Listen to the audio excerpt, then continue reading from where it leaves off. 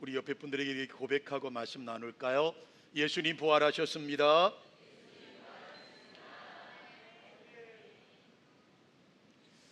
아멘이 왜 안 나오죠? 다시 한번요. 예수님 부활하셨습니다. 아멘. 제가 지난 수요일 예배 때 이렇게 말씀을 드린 적이 있어요. 아마도 제가 이 강단에서 30년 동안을 목회하는 가운데 오늘이 가장 설교가 짧은 설교일 수밖에 없습니다. 할렐루야. 안 믿으십니까? 일부 예배 때도 아주 짧게 설교를 끝냈어요. 왜냐하면 설교할 게 없어요, 여러분. 내용이 없어요. 왜 없을까요? 부활은 너무나 분명한 사건이기 때문에 부활 설교를 길게 할 이유가 없어요. 왜요? 예수님은 부활하셨습니다. 그렇죠? 이 말씀 외에는 어떤 말씀도 여러분에게 드릴 수가 없는 거예요. 여러분, 이 세상에서는요, 할 수 없는 일과 할 필요가 없는 일이 있습니다. 할 수 없는 게 뭐냐면 하나님의 존재를 증명해 내는 거예요. 인류 역사를 통해서 많은 사람들이 하나님의 존재를 증명하려고 애를 많이 썼습니다만은 그러나 성공하지 못했습니다. 왜 그럴까요? 어떻게 피조면은 우리가 하나님의 존재를 여러분 증명해낼 수 있겠습니까? 육신을 입고 있는 우리가 어떻게 영적인 하나님을 증명해낼 수가 있겠습니까? 물론 증명해냈다고 자신 있게 말하는 사람들도 물론 있을 수 있었습니다만은 그러나 사실은 크게 성공을 거두지 못했습니다. 그 예가 뭘까요? 그 증명했다면 지금 온 세상에 예수님의 부활을 믿었겠죠. 그런데 사실 가만히 생각해 보면 하나님의 존재라고 하는 그 하나님의 존재는 증명할 필요가 사실은 없어요. 왜냐하면 이미 하나님의 존재를 믿는 사람들에게는 증명이나 역사의 사실이 중요하지 않기 때문입니다. 다시 말하면 이미 하나님의 존재를 믿는 사람에게는 증명이라는 것이 필요 없고 반대로 믿지 않는 사람들은 우리가 어떻게 증명한다 하더라도 여전히 그들은 믿지 않을 것이기 때문입니다. 자, 오늘 부활절 아침입니다. 예수님께서 어떻게 부활하셨는지 사실을 저도 여러분에게 자신 있게 이렇다라고 말씀드릴 수 없어요. 여러분, 심지어 마태복음과 누가복음과 마가복음과 요한복음, 사복음서가 기록해 놓은 말씀을 보더라도 예수님이 부활하셨다는 얘기는 하고 있지만 그 부활의 사건을 각각 다르게 기록한 것을 볼 수가 있어요. 다시 말하면 그 부활을 경험한 증인들조차도 의견이 약간씩 차이가 나는 것을 볼 수가 있어요. 그러므로 우리는 객관적으로 주님의 부활을 저는 여러분에게 증거할 수 없어요. 증명해낼 수 없어요. 한때는 이 설교 강단에서 여러분에게 그 예수 그리스도가 역사적인 사실이라는 사실을 강조했었던 적도 있었지만 그러나 여러분 만약에 부활의 사건이 역사성을 입증해야 되는 사건이라고 한다면 건전한 사고를 가진 사람들의 입장에서는 받아들일 수 없는 이야기일 수밖에 없습니다. 부활을 믿을 사람은 아무도 없습니다. 그러므로 부활은요, 입증될 수 있는 성격의 사건이 아니에요. 부활신앙을 가진 이미 저와 여러분들에게 있어서는 이 부활의 사건은 이미 2000년 전 예수 그리스도의 역사적인 사실을 우리는 믿고 있어요. 다시 말하면 우리는 믿는 사람들이에요. 설령 설교자가 그 부활을 역사적으로 증명해내지 못한다 할지라도 우린 이미 부활 사건은 역사 속에 이루어졌던 정말의 사건이라고 우리는 이야기하고 믿고 있다라고 하는 사실입니다. 이렇듯 부활신앙을 역사적으로 입증할 수 없지만 그 부활 사건 때문에 역사적으로 증명할 사건이 하나 있어요. 그게 바로 제자들의 부활이라고 하는 사실입니다. 예수님의 제자들은 예수님이 십자가에 달려 죽으시자 그들의 모든 기대, 희망, 소망이 하루아침에 무너져 버리고 말았습니다.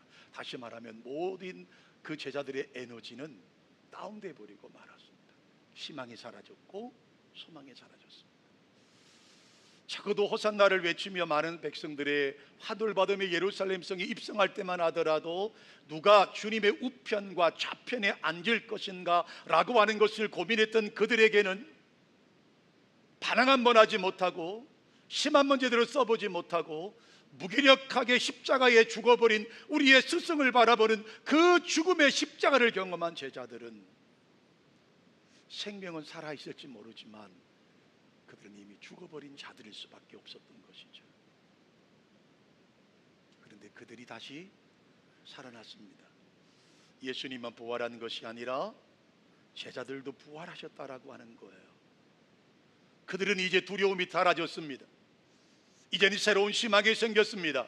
새로운 포부가 생겼습니다. 걸어담겼던 문을 활차고 박차고 저잣거리로 뛰어나갑니다. 그리고 외칩니다. 예수 부활하셨습니다. 예수님이 다시 살아나셨습니다. 당신들이 죽인 그 십자가 위에 죽은 그 예수가 다시 살아나셨습니다. 부활하셨습니다. 헬라어로 부활하다라고 하는 말은 에게이로라는 말을 써요. 이 에게이르라고 하는 말은요, 다시 살아났다, 다시 살아났다 뿐만 아니라 봉기하다, 생명이 돌아오다 라는 뜻을 가지고 있습니다. 인도에 그리스도 예수와 십자가의 복음을 위해서 맨발로 히말라야 산을 몇 차례 넘으면서 복음을 전한 썬다싱이라고 하는 목사님이 계셨어요. 이분이 영국을 방문하게 됐는데 영국의 한 사람이 그 썬다싱 목사님에게 질문했습니다. 오랫동안 젖어왔던 그 시크교, 힌두교와 이슬람교의 혼합된 종교 속에 살아가던 당신이 어떻게 예수를 영접했습니까? 어떻게 예수님을 위해서 맨발로 히말라야 산을 그렇게 오르내릴 수 있었습니까? 영국에 가서 이 썬다싱 목사님은 이런 말씀을 남기셨더라고요. 부활하신 예수님은 지금도 살아있기 때문입니다. 부활하신 예수님은 지금도 살아계시기 때문입니다. 여러분, 기독교의 신앙은요, 십자가와 부활의 신앙입니다. 여러분, 세상 사람들은 저주의 상징인 십자가를 우리는 자랑스럽게 여기고 무덤에서 묻히신 예수님의 부활을 자랑하는 종교가 바로 우리 기독교라고 하는 사실이에요. 왜냐하면 거기에 참 생명이 있기 때문입니다. 20세기에 대표적인 신학자였던 칼 발트라고 하는 분이 있어요. 이분의 글을 보면 이런 글이 있습니다. 부활절과 성탄절의 설교는 짧으면 짧을수록 좋다. 왜냐하면 예수님의 부활은 설명이 필요 없는 너무나 분명한 역사적인 사실이기 때문이다 라고 하는 글을 남겨놓았어요. 제가 오늘 여러분에게 왜 설교를 짧게 한다고 말씀드렸느냐고 하면 부활은요, 역사적인 사실임에 틀림이 없기 때문이에요. 그래서 제가 여러분에게 어떤 미사 여구라도 동원할 수가 없는 거예요. 여러분, 시간은 모든 것을 변하게 하는 능력이 시간 안에 있습니다. 아무리 새 것이라고 하더라도 시간이 지나면 낡아지고 망가지게 되어 있습니다. 여러분, 최고급의 최신형의 자가용이라 할지라도 시간이 지나면 수리를 할 수밖에 없어요. 아무리 완벽한 건물을 지었다 하더라도 시간이 지나면 보수를 할 수밖에 없습니다. 시간이 지나면 우리 인생도 마찬가지 아닐까요? 어린 아이들은 시간이 지나면 청년이 되고요, 또 건장했던 청년도 시간이 지나면 힘없는 노인으로 바뀔 수밖에 없습니다. 그리고 생명은 죽음으로, 이제까지의 모든 생명은 죽음으로 종결될 수밖에 없다라고 하는 것이죠. 여러분, 죽음만큼 비참한 게 어디 있습니까? 여러분, 죽음만큼 비참한 것이 어디 있겠습니까? 여러분, 죽음만큼 허무한 것이 또 어디 있으며, 죽임만큼 잔인하고 참혹한 것이 여러분 세상에 어디에 있겠습니까? 그러나 죽음은 모든 사람에게 공평하게 찾아옵니다. 부요하든 가난하든, 건강했든 건강하지 못했든, 빈부귀천을 막론하고 죽음은 모두에게 공평하게 찾아오는 것이 죽음입니다. 그래서 사람들은 죽음을 가장 두려워하고 무서워할 수밖에 없습니다. 시브리서 기자는 시브리서 2장 15절에 이렇게 말씀하고 있습니다. 우리 함께 화면 보시면서 이 말씀을 같이 봉독해 보실까요? 또 죽기를 무서워함으로 한평생 매어 종노릇하는 모든 자들을 놓아주려 하심이니. 여러분, 쉬운 말로 이 말씀을 번역해 보면 사람들은 죽기를 무서워한다라고 하는 거예요. 그래서 우리는 일평생 동안 죽음의 종노릇하며 살아가고 있다라고 말씀하고 있습니다. 그러나 여러분, 여기 반대의 현상에 바뀌는 인생이 있습니다. 사망이 생명으로 바뀌고요, 썩을 것이 썩지 않은 것으로 바뀌고요, 죄인들이 의인으로 바뀌고요, 흉악한 마귀의 종이 거룩한 하나님의 자녀로 바뀌는 인생이 있습니다. 바로 여기에 예수님을 구주로 믿고 구원받은 우리 성도들이 바로 이 사람들인 거예요. 여러분, 성도에게는 동일하게 죽음이 우리에게 옵니다. 그러나 우리는 부활이 또 기다리고 있지 않습니까? 세상 사람처럼 우리도 늙습니다. 나이가 들면 청년이 변화의 노인이 됩니다. 힘이 빠집니다. 그러나 여러분, 우리에게 그 죽음이 끝이 아니지 않습니까? 예수님이 부활하셨던 것처럼 우리도 주님 안에 부활할 줄로 믿습니다. 이게 오늘 우리가 전해야 될 복음이고 우리가 외쳐야 할 부활의 복음이라고 하는 거예요. 제가 준비한 설교는 끝났어요. 더 이상 드릴 말씀이 없어요. 예수님 부활하셨습니다. 아멘이시죠? 그래서 제가 양심이 있는 목사 아닙니까? 그냥 이렇게 끝내고 내려가기에 너무 미안해서 성경에 주님께서 부활하신 그 이후에 기록된 성경들을 여러분과 함께 봉독하시고 말씀을 정리할게요. 자, 마가복음 16장 9절의 말씀을 먼저 한번 보실까요? 부활하신 주님이 누구에게 가장 먼저 보이셨는지를 함께 읽겠습니다.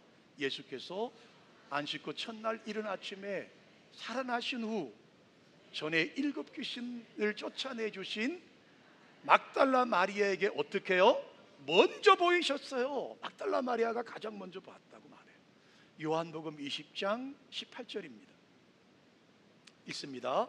막달라 마리아가 가서 제자들에게 내가 주를 보았다 하고 또 주께서 자기에게 이렇게 말씀하셨다 이르니라. 아멘. 그 다음에 두 번째로요, 누가복음 24장 34절 읽습니다. 말하기를 주께서 과연 살아나시고 시몬에게 보이셨다 하는지라. 여인들에게 보이시는 장면을 말씀하고 있어요. 고린도전서 15장 5절입니다. 읽습니다. 고린도전서 15장 5절 시작. 게바에게 보이시고 후에 12 제자에게 와. 게바가 누굴까요? 베드로 사도 아닙니까? 12 사도에게 보이셨습니다. 주님은 부활하신 그 주님께서 베드로에게 보이셨어요. 마가복음 16장 12절입니다. 있습니다. 그 후에 그들 중 2 사람이 걸어서 시골로 갈 때에 예수께서 다른 모양으로 그들에게 어떻게 해요? 나타나셨어요. 엠마오로 가던 2 제자에게 부활하신 주님이 나타나셨어요. 누가복음 24장 39절입니다. 읽습니다. 내 손과 발을 보고 나인 줄 알라. 또 나를 만져보라. 영은 살과 뼈가 없으되 너희 보는 바와 같이 나는 있느니라. 도마가 없을 때 10명의 제자들이 지금 두려워 떨고 있을 때 주님이 나타나셨습니다. 그리고 말씀합니다. 내 손과 발을 보고 나인 줄 알라. 또 나를 만져보라. 영은 살과 피가 없으되 나는 너희가 보는 바와 같이 나는 있느니라고 말씀합니다.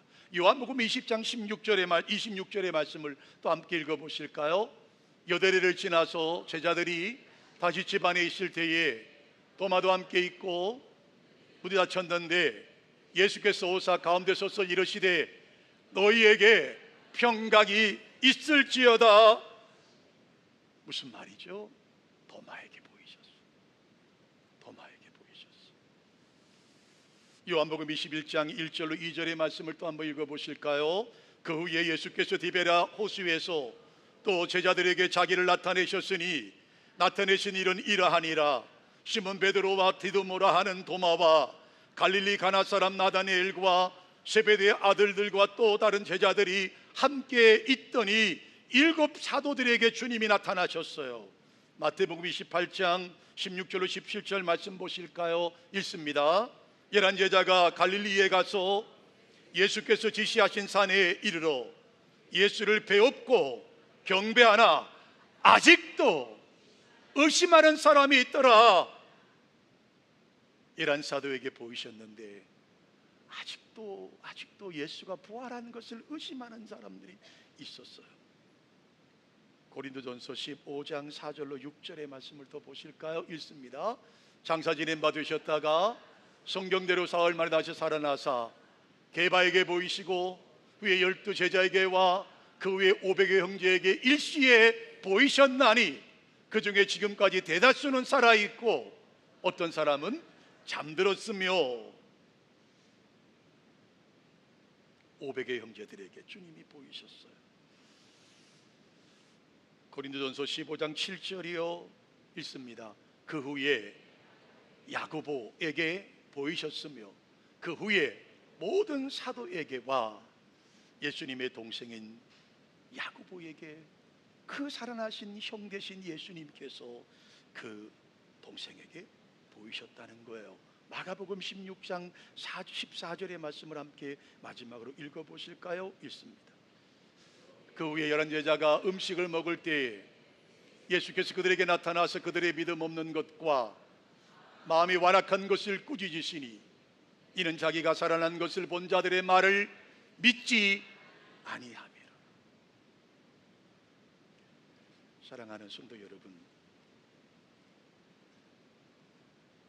제가 설교를 드리면서 예수님의 부활을 역사적으로 제가 증명할 수 없다고 말씀드렸어요. 그러나 제자들은 증명할 수 있다고 말씀드렸어요. 주님이 부활하셨으므로 그 제자들이 그 주님을 위해서 어떻게 삶을 살았는지를 보면 우리는 그 주님의 부활을 안 믿을 수가 없게 되는 것이죠. 야고보는 십자가 사건이 있고 약 20년이 지난 다음에 칼에 맞아 순교를 당합니다. 빌립은 큰 나무 십자가를 짊어지고 죽임을 당합니다.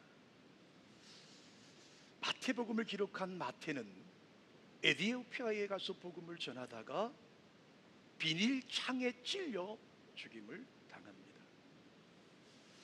베드로 사도는 여러분 아시다시피 AD 64년경 로마에서 십자가에 거꾸로 달려 마지막 생을 마감합니다. 알페오의 아들 야고보는 마귀가 사단이 예수님을 성전 꼭대기로 끌고 올라가서 시험하던 그 자리에서 등이 떠밀려서 땅에 떨어져 순교의 제물이 됩니다.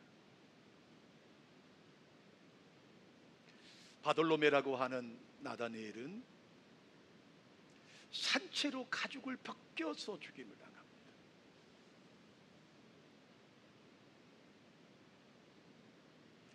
그 주님의 부활을 경험했던 모든 사람은 생명을 내걸었습니다. 단지 주님이 부활하셨다는 그 사건 때문에 그들은 온 세계에 나가 복음 전하면서 생명을 내놓았습니다. 이것이 부활의 증인의 삶이라는 것입니다. 사랑하는 드림가족 여러분, 주님의 부활을 이제 마음껏 축하하고 만끽하고 축복의 은혜가 저와 여러분에게 풍성하게 임재하기를 주님의 이름으로 축원합니다. 하나님 아버지,